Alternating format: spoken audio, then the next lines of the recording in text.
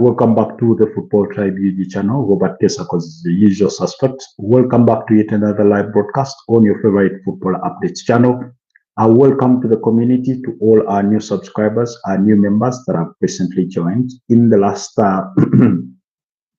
24, 48 hours or even beyond. It's a pleasure to have you on the channel. I hope you do enjoy your stay with us. I hope you do enjoy what we do. Hope you get to enjoy our broadcasts, and I hope you will engage with our content more often than not. Anyways, today we will be speaking about we'll be speaking about Arsenal. We'll be speaking about Nottingham Forest and Ange Postecoglou and everything in that line. Oh, how come we have no volume? Voice. Anything that we're not doing right?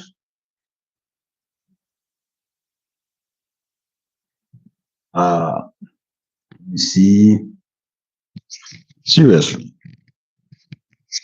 no audio is coming through. Why? Let me test on a different device and we see where we stand. But unfortunately, these things tend to happen.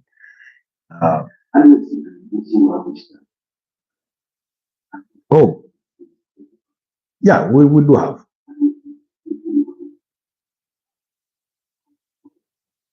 Yeah, our audio is good to go. Our audio is good to go. I was worried for a bit. I was like, microphone is on. The adapter on the other side is on, and I was surprised. Anyways, all that notwithstanding, like I was saying, this morning we will be speaking about Arsenal, we'll be speaking about Nottingham Forest, particularly Ange Postecoglou and his future, and other things that will revolve around the news of football. Particularly in Uganda, not much has changed. If we're being honest, not much has changed. The league, situation remains the same. The criteria was sort of, I don't want to say change, but given the changes that CAF announced,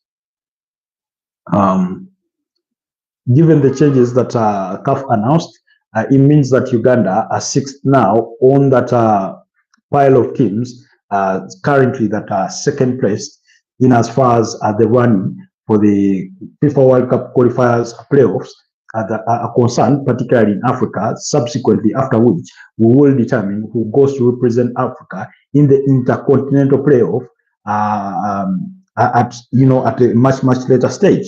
But yeah, I think that in itself is something. Also, yeah, you remember the objective is still the same. We're trying to drive to 2,000 subscribers. That's the objective for now. And so far, I think we're about 61 shy of that number. So thank you so much to all our new subscribers. We really appreciate you joining the community.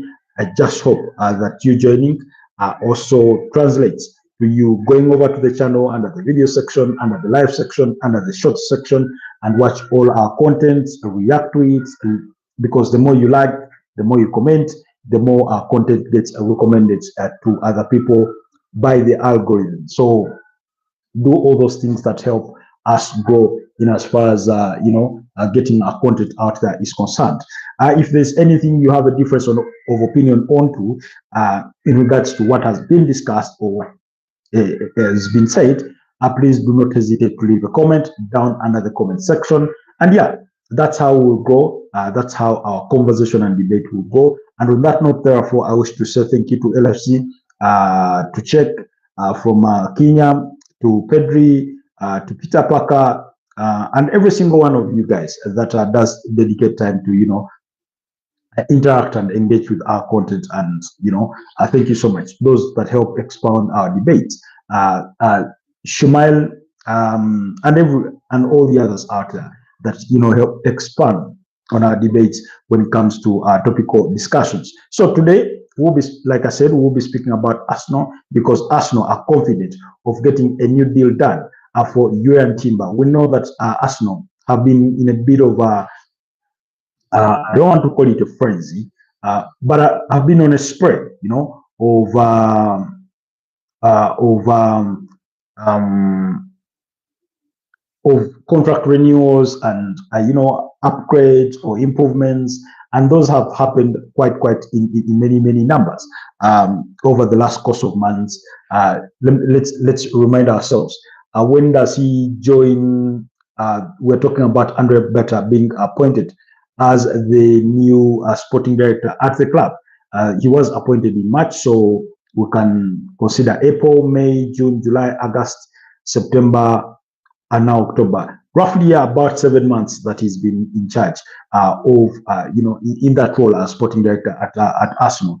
And I think if you are to grade his performance, you'd give him suddenly anywhere between an 8 out of 10 to a 10 out of 10, depending on which way you want to look at things, or where you do agree or disagree.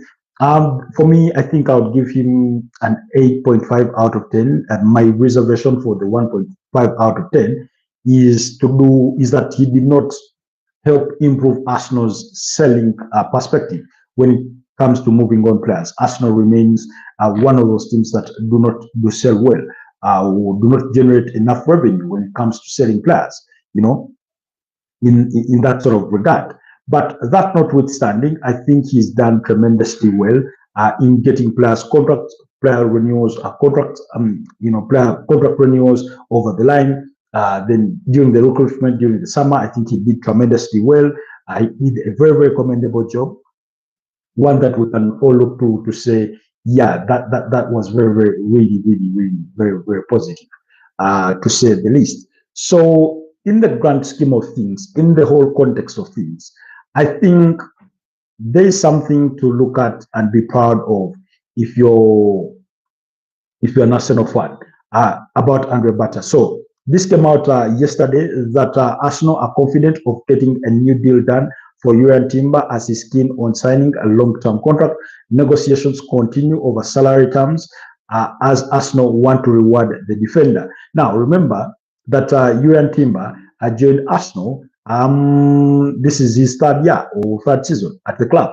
In his debut campaign, that was the 2023-2024 season, he did not feature much, predominantly after suffering that anterior cruciate ligament injury to his knee in the first game of the season against Nottingham Forest. I think Arsenal went on to win that game by 1-0. So, of course, for the better part of that season, he was absent. He returned at the very tail end of it. The last season, at the start of it, he was all like a whole new signing for Arsenal. And I think when we were assessing who are the best players for Arsenal across the campaign, I think he was right up there with the likes of Declan Rice, who, in my opinion, was the very best, and the likes of David Raya, very good performances across the calendar year. And of course, even for him, last season, again, finished with injury. He had to undergo an ankle surgery in the aftermath of that 2-1 loss to PSG in the semi-finals of the UEFA Champions League at the Parc des Princes. I think I stand to be corrected, but I think he put pen to paper on a 5-year contract upon joining from Ajax in the summer of 2023, and he's proven to be a very good player, very dynamic, can play for you at right back, left back, whether you want to deploy him as a centre back. And given how he deploys himself, I think if push came to shove and you pushed him into that midfield, I think especially in the central midfield, it's a position that he can execute. Maybe not in a 10 out of 10, but I think he can do just enough to, keep you sort of in a safety zone. But I think, and so far this season, he's arguably been one of Arsenal's best players.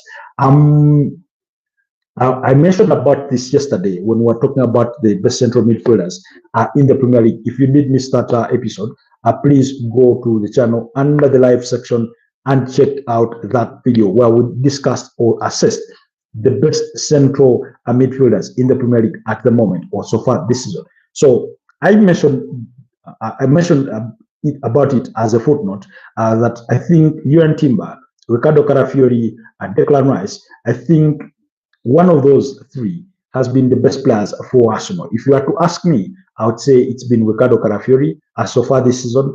Um, he, first of all, the mere fact that he's remained fit has been a huge, huge positive for Arsenal. He's very, very integral to how they play, especially down that left wing. He's been deployed as a left back, oftentimes inviting into that midfield and then, popping up in the forward areas.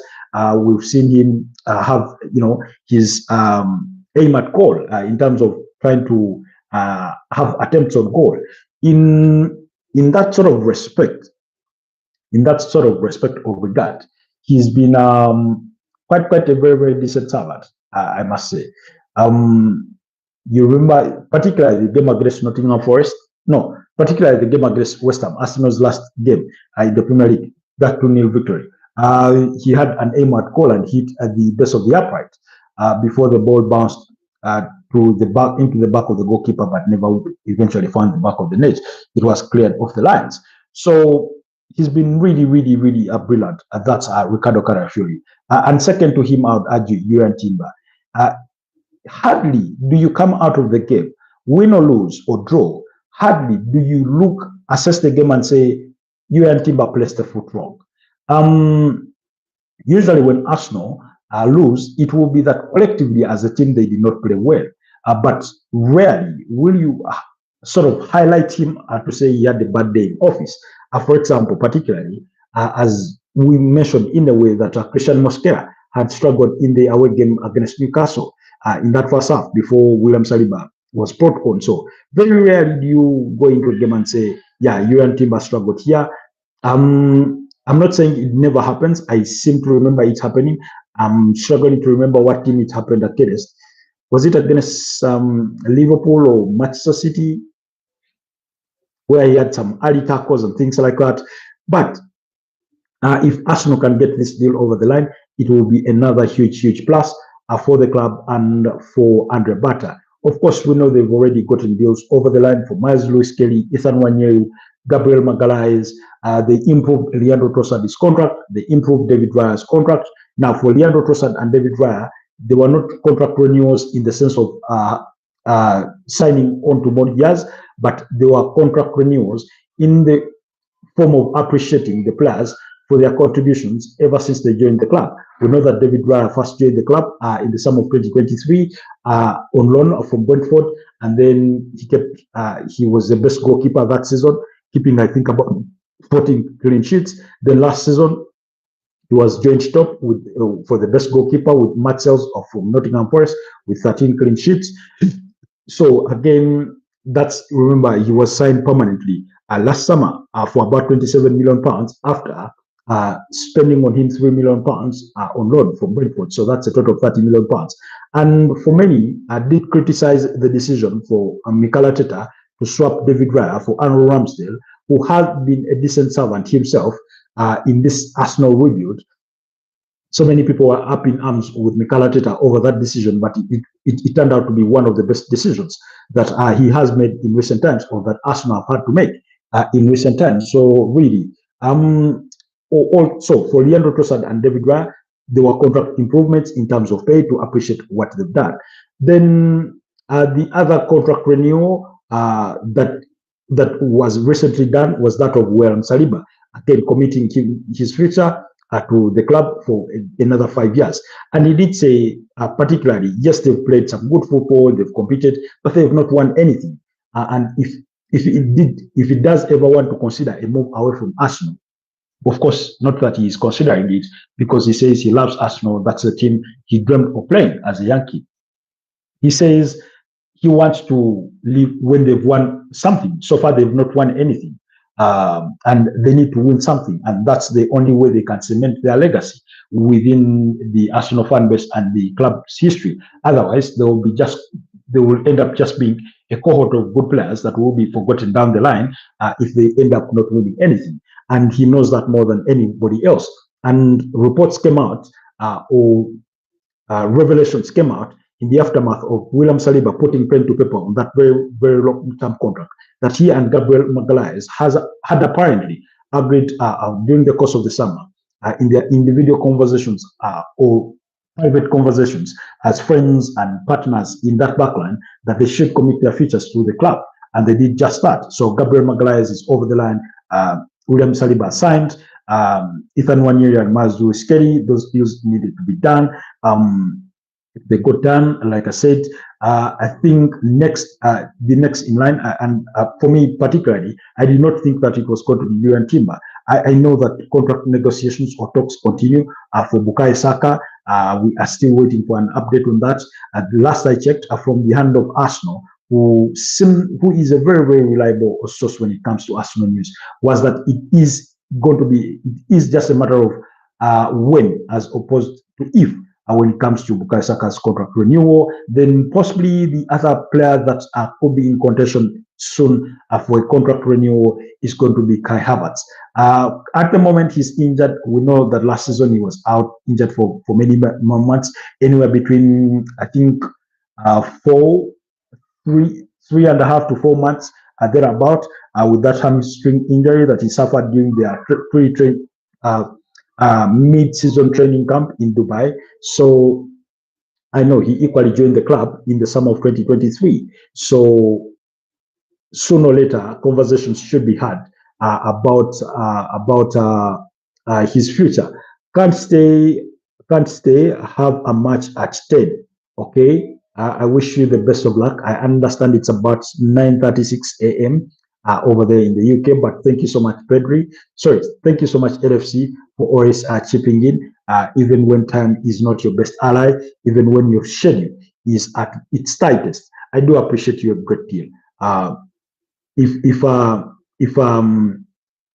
we are playing our rivals, you have a game of rugby. Okay, wish you the very best of luck. Go and show them what you're made of. In an ideal world, I would have gifted you, but it's less than an ideal world, as I try to, find, I'm really, really praying hard that this one does not give up on us like the other did. This one totally gave up on us. Everything is, messy. If you try to tap it, that is basically what it does. You won't be able to see anything. Anyways, all that notwithstanding, so I think, Kai Havertz is going to be one of those that come up for contract negotiations. I do not think it will be the case for Gabriel Jesus. I think Arsenal will look to move that one on and eventually also find a replacement in terms of, I'm thinking when they get to move on Gabriel Jesus, the ideal situation or desired preference should be Arsenal could get a young striker, somewhere in their somebody in their early 20s there. 20, 21, 22, there are about somebody to prop up to be behind the pecking order in Victor Gyökeres, behind the pecking order in Kai Havertz and things like that. So yeah, they need to get him off their wage bill because he's one of the top earners at the club, and yet his fitness record has not been really, really decent in the last 2 seasons. I think last campaign he managed to play for Arsenal about 17 games across all competitions, which is below average, way below average. But all that was due to injury. So I was reading some reports that he is on the verge of returning to full fitness. Let's wait and see. But if he does return, bye to you, LFC. If he does return to full fitness, he could possibly be a stitch in time. For Kai Havertz, again, we remain unsure. Speculation has had it in all different directions. First, given that he did not undergo surgery, our first impressions that was he would be returning sooner rather than later, but it looks or appears to be that it will be later for Arsenal. So Arsenal fans, you're going to have to be patient with Kai Havertz. Same applies to Martin Odegaard. It's not yet known when he is due to return. We do not know what, they're not putting a timeline on it, but we know that he injured his medial ligament following that clash of knees with some of you in that game against West Ham United over the weekend, and has missed the engagements in the international break. So yeah, that's a really, really what's up with Arsenal when it comes to contracts and renewals and things like that. Who else? Who else that should be due for a contract renewal? I'm sure soon, rather than later, again, the likes of Declan Rice contract talks will come up. So yeah, like we mentioned before, Andrea Butter did arrive at Arsenal at a very critical time, at a very pivotal time. And like I said, how he did in the transfer window, bringing in the kinds of players that he managed to bring in, that was really impressive. Now, and so far he's done tremendously well when it's come to contract renewals. He's gotten deals over the line, many. I think now what, 5 deals? Magalhaes, Saliba, Raya, Trossard, Wanyeri, Skelly, that's 6. Timber is in the pipeline. Bukayo Saka is in the pipeline.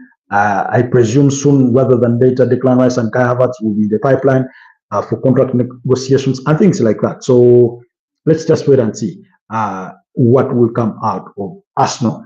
Anyways, away from Arsenal and everything to do with them, let's now move on to some other news from the Premier League. Of course, the Premier League awards were given for the month of September, and Erling Haaland was voted as the player of the month. Well deserved for him. Erling Haaland has 9 goals so far in this Premier League campaign, and I think that's really impressive. 7 games played, he already has 9 goals. I think he's going to win back that golden boot that was won by Mohamed Salah last season. Then in terms of goal of the month, was given to Arsenal's Martin Zubimendi for his superb strike against Nottingham Forest. So yeah, that was voted as the goal of the month. Then I think save of the month, the Coca-Cola save of the month, went to Gianluigi Donnarumma for the save of the month. So again, congratulations to him for his save in their game against Manchester United. So he won that one. His save was against an attempt by Brandon Boom. So then for manager of the month for September, that accolade was given to Crystal Palace's Oliver Glasner. I mean, I have no quarrel whatsoever. But even if it had gone to Andoni Iraola of AFC Bournemouth, still I would have not had any qualms whatsoever. They would all have been well deserved accolades for those respective persons for their contributions in the month of February. Speaking of standout performers so far, I mean, given that the awards for the month of September, which is the second month of being awarded in the Premier League, let's talk about some of the standout performers so far this season. One, I'll go for some of the standout performers so far in the Premier League across board, and I'm not just talking about midfielders or anything, but across board. I think Jack Grealish is one of those. For me, at Everton, he's done tremendously well. He's fitted well in that team. He's a pivotal or a very impactful player. Pretty much that in a way we had expected. I think he's living up to the bill, or he's living up to the expectations coming from a team like Manchester City, and sort of downgrading to Everton. He's shown his leadership qualities by performances and how he's applied himself. We know he scored that winning goal against Crystal Palace in the 93rd minute, or in the 3rd minute of added time, as they put an end to Crystal Palace's unbeaten run so far this season. But also when you get it back to last season, they put an end to their 19-game unbeaten run. So Jack Grealish has been one of those very outstanding performers. Then Anton Semenyo, I mean, what a player! What a player! I remember during the course of the summer, he was subject to speculation linking him with the potential move to multiple clubs that were apparently interested in the 25-year-old Ghanaian international services. I say Ghanaian international because that's the country he does represent, albeit he was born in the UK. So he's been quite a revelation. He so far has a 9-goal involvement, I think, in 7 Premier League games, 6 goals and 3 assists this campaign. Very impressive. I think if we were to sit down and choose a player of the season at this stage in time, I think he would win that accolade, in my opinion. He's been one of the standout performers. Who else? Who else? I think again, but Erling Haaland. I mean, 9 goals in 7 games, impressive. He scored against Arsenal. He scored against Manchester United. He scored in their 1-0 victory against Brentford. So yeah, very, very impactful. His goal contributions are not mere additions to what has been scored, but very, very, very vital or important goals that you ought to appreciate in that regard. So I think he's been a very, very, very decent performer. Then Crystal Palace's Adam Wharton. Again, another really, really, really impressive player so far in the opening 7 games of the season. And then this one has not yet made 7 games because I think he's made what? 4 appearances so far, or 3 thereabout for Manchester City. But Gianluigi Donnarumma promises to be a very exciting addition, one that was needed, even though it did not look to be priority. Of course, coming in to fill the void left by Ederson Morales, who left to join Fenerbahce. And where Manchester City had put James Trafford is a much upgrade to James Trafford. Now, perhaps James Trafford is better than him when it comes to playing with his feet, but he's been really, really very, very, very a very important player in that Manchester City side. Then the other player that deserves a mention in this conversation for players that have been standout performers so far this season are 2 Tottenham players in Mohamed Kudus and Joao Paulinho. Those 2 players, I think, have been really, really, really brilliant so far this season in the kinds of things they've been able to do. So in that new Thomas Frank side, and I say new because Thomas Frank is new at Tottenham Hotspurs. So they've been quite very pivotal in the things that the Tottenham have so far done this campaign. So I mean, kudos to them, or whole credit goes to them for being standout performers. Yesterday we did talk about Joao Paulinho at great length.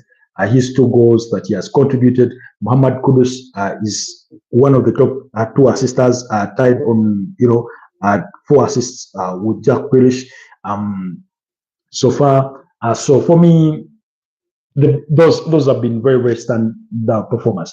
Mohamed Kudus has thrived on that right wing for Tottenham. Joao Paulinho in that midfield has been really has looked really sharp. So then the other player that I want to give a mention for outstanding performance so far this season is Granit Xhaka. Granit Xhaka at Sunderland. We know that Sunderland are a newly promoted side, but they do find themselves in a very, very good position on the Premier League table. I think they are what? They are within the top 6. No, not top 6, sorry. They're in 9th place with 11 points. But those 11 points is just 2 points adrift over a 5th place Manchester City. So, I mean, he's brought the leadership and the Premier League experience to that, sort of fresh side in Sunderland. And he's been really impressive, has already provided 3 assists. And I think he has a goal to his name so far. Then the other standout performer, now this may sound controversial in a way because of Nottingham Forest's position on the Premier League table, because when you look at them, they're 17th on the Premier League log. But Elliot Anderson is a very decent player. Very decent player. I mean, I know for a fact that Newcastle sold him. That was last summer of 2024 to Nottingham Forest, not because they wanted to, but because they wanted to stay on the good side of the profit and sustainability rules. But he's been so far impressive. I think he has the most passes in the Premier League with 563. So midfield-wise, he's right up there with some of the top midfielders in the season or in the campaign so far. Then the other player is Igor Thiago from Brentford, the striker. He's one of the good players that have had a decent season so far. I want to give a mention to Hugo Ekitike from Liverpool, not because he's been exceptional, but because of the way he's easily adapted to the Premier League, and he's been a good contributor to everything positive that Liverpool have done. I forget the negatives in the last 3 games that they've lost on the bounce, but for many things they've done right, he's been really right there with the team. He's the only reason, or at least one of the very reasons, as to why Liverpool are into the 4th round of the EFL Cup, and they do have themselves a date with Crystal Palace. That game will be played next week, but one. No, the other week, the last week of October. That's when those games will be played. The last week of October, that's when those games will be played. Between 28th and 29th, there are about. So I thought Hugo Ekitike does deserve an honorable mention in as far as this season has been concerned. Then the other player I want to also give kudos to or credit to is George Petrovic, signing for Bournemouth from Chelsea. George Petrovic, the goalkeeper, I think he's done well. We're talking about a Bournemouth side they lost 4 out of the 5 back players that they had last season, including the goalkeeper. That was Kepa Arrizabalaga, who was on loan from Chelsea. Ilya Zabani, Dinhausen, Milos Kakez. So they've all gone, and yet they've come in with a new composition with is it Bafode? That defense of what's his name? Last season he was injured. Oh, his name is eluding me. Marco Senesi. Yes, Marco Senesi. I mean, they've been impressive. Then Adrian Trafford are coming from Stade Rennes to join as the new left back at Bournemouth. They've done tremendously well. He so far has 3 clean sheets. 3 out of 7 is good. Is really impressive. If he goes on with that trajectory that he has 3 clean sheets in every 7 games, then possibly by the end of the season he would have had what? Let me see. That's more than 12 clean sheets. Really. He would have had more than 12 clean sheets, so that would be impressive. Then also Nick Pope at Newcastle. He's been a very brilliant goalkeeper. 5 clean sheets, the best in the Premier League, the best goalkeeper in the Premier League so far this season in terms of clean sheets. So really, you ought to give him credit. While Newcastle have had their struggles in terms of the expectations have been sorted on their shoulders by the virtue of the fact that they finished within the top 5. He's been a key part of that. Kept a clean sheet in their 1-0 victory against Wolverhampton Wanderers. Kept a clean sheet in their goalless draw against Aston Villa. I think the other was what? Was it against Crystal Palace? I'm trying to remember. Then against Nottingham Forest, still kept a clean sheet in their 2-0 victory. So it's been very brilliant so far. So when you look at the statistics, so on paper, in terms of this season, you'll be surprised by some of the statistics.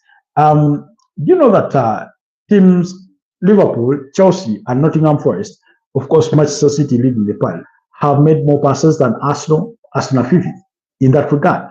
So, looks like Nottingham Forest, things are yet to click in place, and we're going to speak about Ange Postecoglou in a bit, but looks like Ange Postecoglou has arrived in the sense of, implementing his playing style. When it comes to most tackles won, Wolverhampton Wanderers at 94, Crystal Palace second, Brighton. Most goals scored is, of course, Manchester City. They've scored 15 goals. Arsenal comes second. They've scored 14. And the next 3 have all scored 13 goals. That's Chelsea, Tottenham, and Liverpool. So, but yeah, for me, those have been some of the standout performers so far this season. Feel free to add any other down in the comment section. I won't rank them in terms of who is been the absolute best, but I think those are really some of the top performers. Then quickly, let's go to Ange Postecoglou, because Ange Postecoglou, again, he's come under criticism fairly so, because there's a speculation on his future already. But he's only managed the team through 4 games in the Premier League, and he's lost 3 and managed 1 draw. I think that draw came away to Burnley. He's lost to Sunderland by 1-0 at home. He's lost to Newcastle away from home by 2-0. He's lost to Arsenal by 3-0. I think if you put the UEFA Europa League results aside and you look and you assess him by the 4 games of the Premier League, I think it would be too harsh of you to say he's a failed manager. Maybe the contestation that perhaps Nottingham Forest fans will be up against or about is because they are starting to concede 1 too many goals. And yet, under Nuno Espirito Santo, they were known for not conceding so many goals. Of course, there were some games that were outliers in which they conceded 7 on 5. I think that one of them being against Bournemouth and things like that last season. So, but that notwithstanding, you got to be cognizant. You have to be cognizant of the circumstances within which he walks into that dressing room. And the reason as to why that is important is because he replaced a manager that was good. And that's very, very important. He replaced the manager that was actually good, well up in the dressing room, more of a father figure to players like Ola Aina and things like that, had the respect of the players, the trust of the players, and then the fans loved him. He may have not been a media darling, but the fans loved him. And he literally talked himself out of the job. That's Nuno Espirito Santo, with how he came out blatantly twice and criticized his boss, Evangelos Marinakis. So he eventually had to be let go. Not that would have been the ideal situation or the desired situation, but when you come into a dressing room replacing a manager that has been let go, not because of his performances or poor results, but because of a feud between him and his boss or the director of football or the head of global football at Evangelos Marinakis' clubs, can be very, very difficult, if we are being honest. Can be very, very difficult because it's not about the results, really. So, and yet when you walk in, the results do not go your way. You're bound to face this kind of criticism.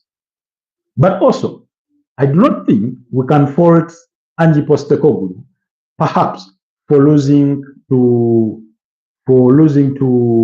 Newcastle. I do not think we can fault him for losing to Arsenal, at the Emirates Stadium.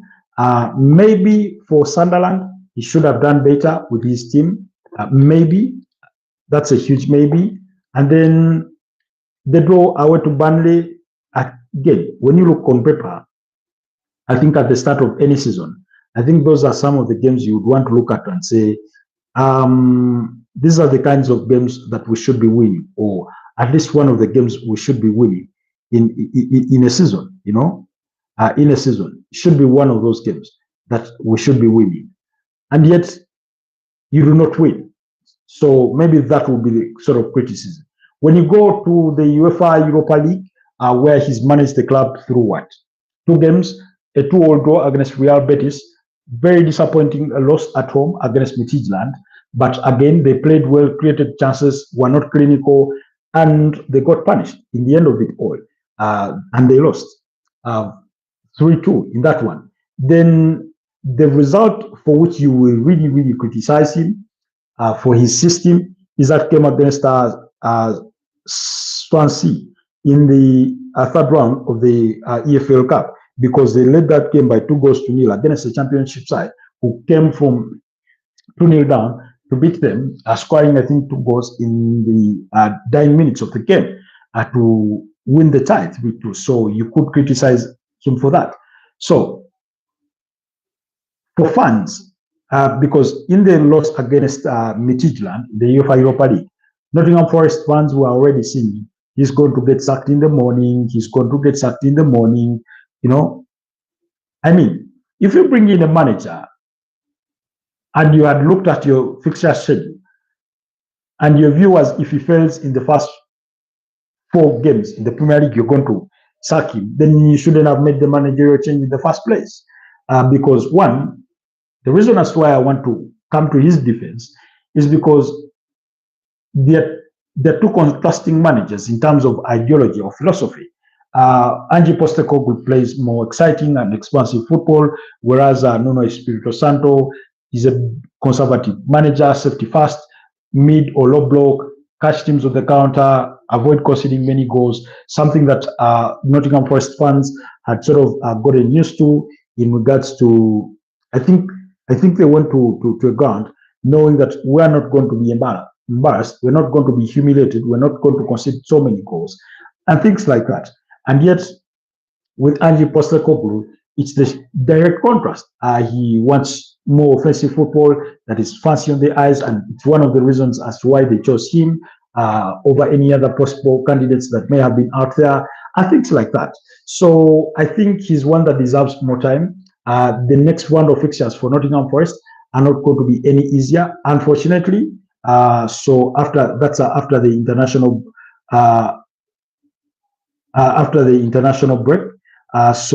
But I think Nottingham Forest fans will have to brace themselves for the bit of the worst, I must say.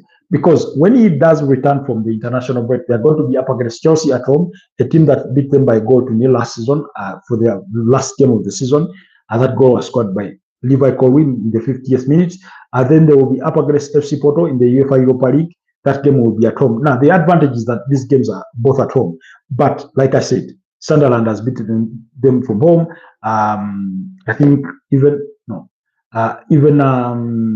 Midtjylland beat them from home. Then after that, they'll play away to Bournemouth. Bournemouth, a team that has had a very spectacular start to their campaign, that they are within the top 4 already with 14 points after only 7 games. Then after that, they'll play at home against Manchester United before coming up against Sturm Graz in the UEFA Europa League. And then subsequently, they will play against Leeds on the 9th of November before we go into the November international break. So when you look at that and assess their next their next 6 fixtures before the next international break, it's not going to be easy because you have Chelsea, you have Man United, you have FC Porto, you have Bournemouth, you have Sturm Graz, Leeds. Now, the make or break would be if they lose to Leeds. I think by all means, they shouldn't lose to Leeds. And I'm not saying that they are allowed to lose to any of those opponents, but you would understand if they did anyways. So yeah, that's a conversation about Nottingham Forest that I wanted, and Ange Postecoglou that I wanted us to discuss. Some people are already calling for his head of the spike, but I think it's too premature. It would be premature for Nottingham Forest to make yet another managerial change if suddenly they say the results are too bad. They need to be patient with him and hope that he will turn things around. Also, he had a very good start to his career at Tottenham Hotspur, and perhaps some people would have hoped that he would have had something similar. But when you look at his managerial career, he hasn't always had the best of starts in that sort of sense. So it's bound to be a bit difficult. So he replaced a very, very popular figure. And it's not to say that these players are against him or anything, but I think they were more endeared to their previous manager, Nuno Espirito Santo. Now they're having to adapt to an entirely, totally new playing system. Then he comes with the bad reputation of how the campaign went for him last season with Tottenham Hotspur in the Premier League, because they lost 22 games and they finished 17th on the Premier League globe. The only good thing is that you won them the UEFA Europa League, their first major trophy in 17 years. That's all brilliant. But yeah, I mean, we cannot ignore the fact that he's won only 4 games in the last 18 Premier League games he's managed, So with you adding in the Tottenham aspect, Anyways, that's it for me for now. Thank you so much, LFC. Thank you so much, everybody that tuned in into this broadcast. Like I said, do not forget to subscribe to the channel if you're new here. For our new subscribers, thank you so much for joining the community. Then also go to the channel, check out our video section, watch all those videos. Go to the short section, watch all our content. Go to the live section, and for those of you that spare the time to watch our live broadcasts long after they've ended, I would not take your time, love, and support for granted. We do appreciate you and great you. It's been a pleasure doing this with you. Have yourselves a wonderful rest of the day, a wonderful weekend. I know it's not going to be the same, but yeah, we are edging closer to the end of the international break. So it's going to be a weekend without football. I know it can be very boring. It's nature, but I wish you the best of luck. Bye-bye for now, and I'll see you guys next time.